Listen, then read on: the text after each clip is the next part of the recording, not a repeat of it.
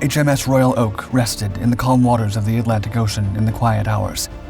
At the time, most of the 1,200-man crew rested in their bunks, among them a young sailor. He was barely 18 and far away from his hometown. World War II had just begun, and the sailors were just getting accustomed to life aboard a ship.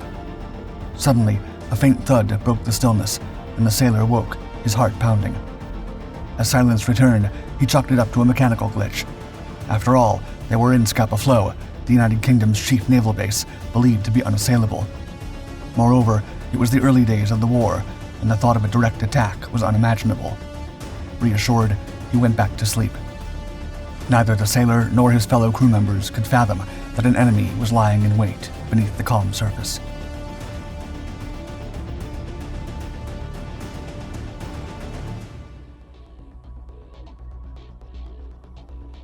Bitter waters. Nestled in the Orkney Archipelago in northern Scotland lies the expansive Scapa Flow, a massive body of water spanning 120 square miles, steeped in centuries of maritime lore. Since the Viking era of the 8th century, these waters have been a crucial strategic asset, bearing witness to the rise and fall of empires and the birth of new nations. When World War I erupted in 1919, Scapa Flow became one of the Royal Navy's main bases, bearing the tremendous responsibility of safeguarding the British fleet from the German naval force. The choice of this base wasn't by chance, but a deliberate strategy. Its considerable distance from German airfields and island-filled surroundings offered an unparalleled protective layer against air attacks, working as a sanctuary amidst the chaos of war. During the interwar period, however, the defenses in the area tragically deteriorated. Block ships, once robust and reliable, lay collapsed, leaving the fortress open to the enemy. Anti-submarine nets were made of single-stranded looped wire, posing little to no challenge to enemy U-boats. As tensions between Germany and the United Kingdom rose once again, Britain launched a series of activities to rectify their neglect of Scapa Flow. But time was slipping through their fingers, and World War II was at the gates. The spirit of warfare, it seemed, had not yet abandoned Scapa Flow. The oncoming storm. The Royal Navy's HMS Royal Oak was laid down in January 1914 at the Devonport dockyard. A member of the Revenge-class battleships, Royal Oak, although smaller and slower than the preceding Queen Elizabeth-class battleships, was designed for the main battle line of the Grand Fleet, offering a balance of power and protection. Commissioned in 1916, Royal Oak served with distinction during World War I, where she saw action during the Battle of Jutland, the largest naval battle and the only full-scale clash of battleships in the entire conflict. During this encounter, she was part of the 4th Division of the 4th Battle Squadron. Despite the intensity of the battle, Royal Oak and her crew emerged relatively unscathed, surviving direct hits from German artillery, demonstrating the strength of her design. Post-war, the battleship continued her service in the interwar period, from non-intervention patrols during the Spanish Civil War to planned exercises in Malta. Between 1934 and 1936, a significant refit upgraded her propulsion systems, enhanced her deck armor over the magazines and engine rooms, and modernized her anti-aircraft weaponry. However, World War II loomed on the horizon, and the Revenge-class battleships were considered obsolete. Even Winston Churchill himself referred to them as coffin ships. Despite having main armament consisting of 8 15-inch guns and 14 6-inch guns, and an assortment of anti-aircraft weaponry and torpedo tubes that supplemented this firepower, the vessel was beginning to show her age. Still, the more than 1,200-man crew aboard Royal Oak, under the command of Captain William Benn, a seasoned officer with over 30 years of service, braced themselves for whatever came their way. Initially, Captain Benn and his ship were assigned to patrol the Atlantic, protecting crucial convoys from potential enemy aggression, primarily in the West Indies. However, the outbreak of war in September 1939 dictated a change of course. She was recalled to Scapa Flow, her safe haven during World War I.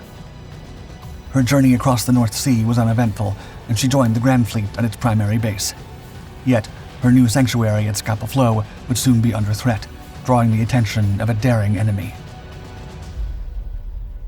A breach in the fortress.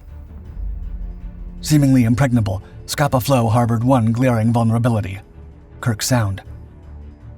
Despite a 1938 survey suggesting a ship as large as 2,000 tons could navigate the 300-foot-wide passage, disagreement remained within the ranks of the Royal Navy, and the Sound became a focal point of controversy. Some admirals, believing the channels too treacherous for surface vessels to cross, wrote off the notion. Others, however, argued a destroyer or submarine could breach these defenses at slack water. One admiral, after personally navigating the area in a picket boat, stood adamant on this point. Further fortification efforts, including sinking block ships in Kirk Sound, were underway, but halted when the war broke out. Soon, Germany knew about this point of contempt. After evaluating Scapa Flow's defenses and intelligence images, Admiral Dönitz, the German commander of submarines, confidently declared, quote, "I hold that a penetration on this point on the surface at the turn of the tide would be possible without further ceremony." Charged with this daring task was Captain Lieutenant Günther Prien, commander of U-47. As a precursor to his mission, the Kriegsmarine staged a sortie, planning a calculated distraction to lure the British home fleet out of Scapa Flow for a Luftwaffe strike. In the thick of the night, Captain Prien infiltrated Scapa Flow through the narrow confines of Kirk Sound. His vessel, U-47, easily slipped through the defenses shortly before midnight on October 13, 1939. On entering the harbor at 12:27 a.m. on October 14th, Prien wrote on his log a triumphant, quote, "We are in Scapa Flow." When the submarine reached the planned area, Captain Prien found it devoid of enemy vessels and turned north. In his sights, he found his prey, HMS Royal Oak, back to base early to take up her role as anti-aircraft defense. Nearby were HMS Pegasus and, by some accounts, HMS Iron Duke, all blissfully unaware of the impending danger. Surprise. On a calm autumn night at Scapa Flow, October 14, 1939, the unsuspecting crew of HMS Royal Oak had gone to sleep for the night. However, their dreams abruptly ended when tremors suddenly rocked the ship, resulting from Captain Lieutenant Prien's first salvo of torpedoes. Half awake and struggling to comprehend the situation, the crew initially brushed it off as a minor internal explosion. The thought of an attack was simply inconceivable, especially within the confines of Scapa Flow. But Prien, with the patience only a seasoned predator could have, prepared his second strike. This second attack sent shockwaves all through the vessel. 3 violent explosions ripped through the midship, tearing a massive hole in her side.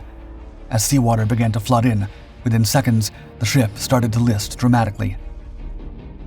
In a cruel turn of events, the magazines ignited, launching balls of flame that raced through the vessel, reducing the once grand battleship into a blazing inferno.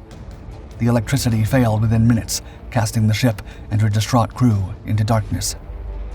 With the hatches open due to the pleasant weather, seawater gushed into the compartments, sealing the fate of many who were still in their bunks and had no time to escape. The shift of the heavy gun barrels caused the battleship to roll over faster, pulling her under the dark, unforgiving waters of the Atlantic Ocean, turning a supposed safe harbor into a watery grave within minutes. The lucky few that managed to escape the vessel jumped into the freezing waters, their bodies coated in thick oil. Thanks to the heroic efforts of a ship named Daisy II, 386 men were saved, a grim tally of the survivors from a crew of over 1,200. Only the beginning. Upon their triumphant return to Germany, Captain Lieutenant Günther Prien and the crew of U-47 were hailed as national heroes. The Führer, Adolf Hitler, extended a personal invitation, flying them to Berlin in his private aircraft. In the heart of the capital, Prien was adorned with the Knight's Cross, the highest military honor in Germany. Meanwhile, back at Scapa Flow, the catastrophic loss of the battleship unveiled the alarming vulnerabilities in their defenses, and the Royal Navy was forced to build extensive fortifications. Named after the First Lord of the Admiralty, the Churchill Barriers were 4 causeways built by Italian prisoners of war to deter further submarine incursions by blocking off the eastern access routes to Scapa Flow. The barriers persist to this day. In addition to the barriers, the Royal Navy amplified their patrol efforts and enhanced their defensive systems around Scapa Flow, ensuring a more fortified line of defense against potential attacks. The sinking of HMS Royal Oak, less than 2 months into World War II, was branded as the first great tragedy of the war. Of the 1,234 crew members, 834 lives were lost, including 135 boy sailors, not yet 18, and 92 Royal Marines. This loss was the most significant toll on young lives in any Royal Navy operation. The war was just beginning, and the soldiers, sailors, and families left behind had to continue their fight. But the loss of Royal Oak and the brave souls it claimed would not be forgotten. Resting 100 feet beneath the waves of Scapa Flow, the upturned hull of the battleship remains a protected war grave, an eternal resting place for those who perished.